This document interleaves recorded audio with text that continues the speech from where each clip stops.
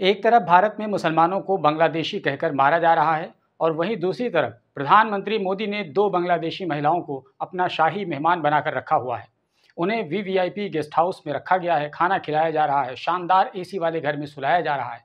और लोग बताते हैं कि जो दोनों मेहमान शेख हसीना और उनकी बहन शेख रिहाना बांग्लादेश से भारत आई हैं, वो बांग्लादेशी भी हैं और इसके साथ साथ वो मुसलमान भी हैं। तो फिर मुसलमानों से, या यूँ कहें कि बांग्लादेश के मुसलमानों से नफरत करने वाले लोग प्रधानमंत्री के खिलाफ प्रदर्शन क्यों नहीं करते हैं और शेख हसीना नाम की बांग्लादेशी महिला के खिलाफ लाठी डंडा उठाकर क्यों नहीं चले जाते हैं। अगर किसी मुसलमान को देखकर उनका खून खौल जाता है, चाहे वो भारत का ही क्यों ना हो, तो फिर वास्तव में बांग्लादेश से आने वाली महिलाओं से इतना प्रेम उन्हें क्यों है? आजकल ये सवाल पूछा जा रहा है। अभी हाल ही में असदुद्दीन ओवैसी ने एक टीवी चैनल को इंटरव्यू देते हुए कहा कि नरेंद्र मोदी डिप्लोमेसी को पर्सनल लेवल पर करते हैं, जबकि ये डिप्लोमेसी पर्सनल लेवल के बजाय दो देशों के बीच करना होता है। लीडर आएंगे जाएंगे, आज कोई है तो कल कोई रहेगा, लेकिन देश नहीं बदलेगा, वो हमेशा रहेगा। लेकिन नरेंद्र मोदी को ये बात समझ में नहीं आती है। यहाँ पर ओवैसी की बातों को अगर डिकोड करें तो उसका मतलब ये निकलता है कि भारत के प्रधानमंत्री और भारत के सरकार को केवल इस बात से मतलब है कि शेख हसीना को बचा लिया जाए, बाकी बांग्लादेश जाए भाड़ में। और जब बांग्लादेश जाएगा भाड़ में तो उससे जुड़े भारत के जो भी हित हैं वो भी भाड़ में चले जाएंगे। यूं कहें कि बांग्लादेश को भाड़ में भेजने के बहाने भारत अपने हितों को भी भाड़ में भेज देना चाहती है। शायद यही भारत सरकार का स्टैंड है। यही वजह है कि बांग्लादेश के तख्ता पलट को इतने दिन हो गए हैं, फिर भी अभी तक भारत की मोदी सरकार वेट एंड वॉच की स्थिति में बनी हुई है।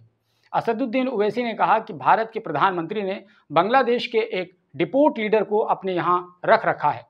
कल को अगर बांग्लादेश में दूसरी सरकार बन गई और उसने कहा कि हमारे नागरिक को हमारे हवाले करो और उस पर हम केस चलाएंगे, तो इस कंडीशन में भारत क्या करेगा? असदुद्दीन ओवैसी ने भारत सरकार की विदेश नीति पर सवाल खड़ा करते हुए कहा कि क्या यही भारत की खारजा पॉलिसी है कि उन्हें इस बात की परवाह ही नहीं है कि हमें लीडर टू लीडर डिप्लोमेसी नहीं करना है, बल्कि कंट्री टू कंट्री डिप्लोमेसी करनी है। ओवैसी की इन बातों को तब और बल मिल जाता है जब हम देखते हैं कि पास्ट में भारत के प्रधानमंत्री ने कुछ ऐसी हरकतें कर रखी हैं, चाहे वो अमेरिका में हाउडी मोदी के प्रोग्राम के दौरान मोदी का ये कहना हो कि अब की बार ट्रम्प सरकार। ये बात कहते हुए उन्हें इस बात की फिक्र ही नहीं थी कि अगर ट्रम्प हार गए अमेरिका में तो भारत और अमेरिका के रिश्तों का क्या कुछ होगा। इसी तरीके से आप देखें तो मालदीव के जो साबिक सदर थे इब्राहिम मोहम्मद सालेह, उनको लेकर प्रधानमंत्री मोदी काफ़ी परेशान हैं। हालांकि वहाँ देखिए रिजीम चेंज हो चुकी है और मोहम्मद मोइज़ू नए सदर बन चुके हैं, लेकिन उसके बावजूद प्रधानमंत्री को इस बात की कोई फिक्र नहीं है कि मालदीव जैसा अहम पड़ोसी देश हमसे दूर हो चुका है और चाइना की गोद में जाकर बैठ चुका है। इसीलिए असदुद्दीन ओवैसी ने कहा कि भारत के प्रधानमंत्री नरेंद्र मोदी ये क्यों नहीं कह रहे हैं कि हम बांग्लादेश के साथ हैं। उन्होंने सवाल किया कि क्या भारत के प्रधानमंत्री एक डिपोर्ट लीडर के साथ हैं या फिर बांग्लादेश की जनता के साथ हैं। ये बात उन्हें साफ साफ बतानी चाहिए। और अगर वो ये बात नहीं कहते हैं कि हम बांग्लादेश की नई सरकार के साथ हैं, उसकी जनता के साथ हैं, तो उसके बाद चीन और पाकिस्तान उसकी जगह पर आकर बैठ जाएंगे। यानी एक तरीके से बांग्लादेश में वैक्यूम क्रिएट होगा और उस वैक्यूम को चीन और पाकिस्तान जाकर के फुलफिल करेंगे और वो हमें नुकसान पहुंचाएंगे। लेकिन प्रधानमंत्री मोदी को इस बात से कोई मतलब नहीं है, वो किसी और दुनिया में मस्त हैं। असदुद्दीन ओवैसी ने कुछ उदाहरण देते हुए कहा कि मालदीव में चेंजिंग आ गई और भारत को पता ही नहीं चला। 56 इंच का सीना सोता रह गया और भारत की फौज को पड़ोसी देश मालदीव से निकलना पड़ गया। इसी तरीके से श्रीलंका में चेंजिंग आ गई और भारत सरकार को पता ही नहीं चला। और इसके अलावा म्यांमार में भी यही कुछ हो गया और भारत सरकार को कुछ पता ही नहीं चला। आखिर पता क्या है इनको? आप क्या केवल भूटान को लेकर के खुश रहेंगे?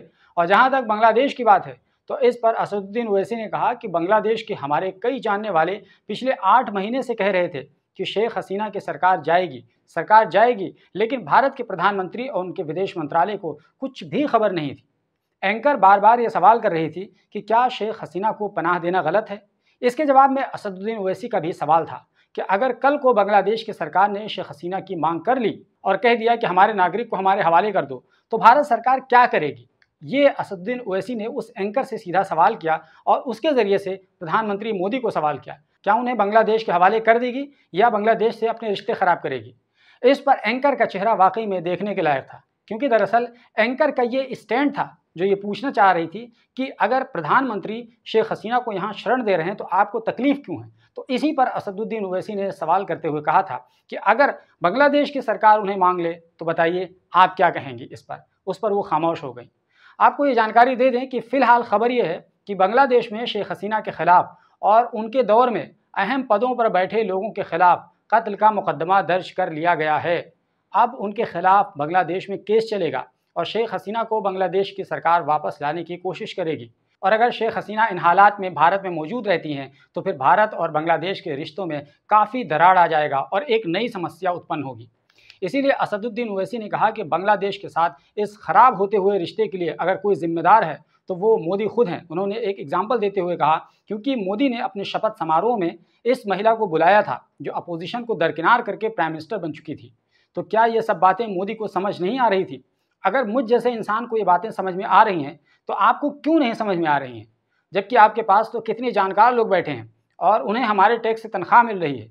उसके अलावा बात करें तो भारत के विदेश मंत्री के उस जवाब पर जो एस जयशंकर ने ऑल पार्टी मीटिंग में कहा था कि पाकिस्तान के एक राजनयिक ने बांग्लादेशी आंदोलन की डीपी अपने सोशल मीडिया पर लगा रखी थी, उसकी हम जांच कर रहे हैं। इस पर असदुद्दीन ओवैसी ने कहा कि क्या मजाक है, हमने डीपी देखी थी, ये तो फॉरेन पॉलिसी का मजाक बनाकर रख दिया गया है। ओवैसी ने कहा कि उन्हें तो सब कुछ मालूम होना चाहिए था कि बांग्लादेश में क्या होने वाला है, यही एक मजबूत और सही विदेश नीति होती है।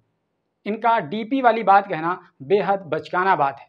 इसके अलावा विदेश मंत्रालय का ये भी कहना है कि चीन और अमेरिका ने मिलकर बांग्लादेश में तख्ता पलट करवाया है। इस पर ओवैसी ने हंसते हुए कहा कि ये कब से हो गया, चीन और अमेरिका एक साथ कैसे आ गए? उन्होंने तो फॉरेन पॉलिसी को बिल्कुल धूल चटा कर रख दिया है। क्या ऐसे चलेगा देश? ऐसे चलेगी फॉरेन पॉलिसी? बांग्लादेश में हिंदू माइनॉरिटी को टारगेट किए जाने के सवाल पर ओवैसी ने कहा कि जो बात बीजेपी लीडर शुभेंदु अधिकारी कह रहे हैं कि बांग्लादेश के 1 करोड़ हिंदुओं को भारत आ जाना चाहिए, उन्हें सीएए कानून के तहत भारत की नागरिकता दे दी जाएगी, उस पर ओवैसी ने कहा कि शुभेंदु अधिकारी झूठ बोल रहे हैं। उन्हें पता ही नहीं है कि सीएए कानून के तहत उन्हें नागरिकता दी जाएगी, क्योंकि सीएए के तहत उन्हें नागरिकता दी जा सकती है जो दिसंबर 2014 तक भारत में आए हों। इसलिए उन्हें कानून की जानकारी नहीं है, और अगर है तो फिर वो झूठ बोल रहे हैं, लोगों को गुमराह कर रहे हैं। इसके अलावा असदुद्दीन ओवैसी ने कहा कि अब बांग्लादेश में जो लोग भारत के चाहने वाले हैं, क्या उन्हें यूं ही छोड़ दिया जाएगा, जिनसे हमारे बहुत गहरे ताल्लुकात हैं अब तक की, जैसा कि आपने अफगानिस्तान में छोड़ दिया था। यानी किसी को भी अफगानिस्तान से भारत आने नहीं दिया गया था उस समय, जो स्ट्रेटजिकली बहुत अहम रोल प्ले कर सकते थे। तो मैं यही बार बार कह रहा हूँ कि नरेंद्र मोदी पर्सनल लेवल पर ताल्लुकात रखते हैं, उन्हें इस बात से कोई मतलब नहीं है कि इसमें देश का कितना हित है, यानी देश लेवल पर वो ताल्लुकात नहीं रखते हैं। इसके अलावा भी ओवैसी ने कई सारे इश्यूज़ पर खुलकर बातचीत की और भारत के प्रधानमंत्री और खारजा पॉलिसी की धज्जियां उड़ाकर रख दी और कहा कि आप झूठ बोलते हैं और आपने हर हाल में मुसलमानों से बदला लेना है, इसीलिए वक्फ एक्ट में संशोधन किया जा रहा है, वगैरह वगैरह। तो दोस्तों, ये था असदुद्दीन ओवैसी का धमाकेदार इंटरव्यू का कुछ इंपॉर्टेंट हिस्सा। आपको कैसा लगा हमें कमेंट बॉक्स में इसके बारे में ज़रूर बताइए। और अगर ये वीडियो यूट्यूब पर देख रहे हैं तो हमारे चैनल ग्लोबल बाउंड्री को सब्सक्राइब कर लीजिए, और अगर फेसबुक पर देख रहे हैं तो हमारे पेज को फॉलो कर लीजिए।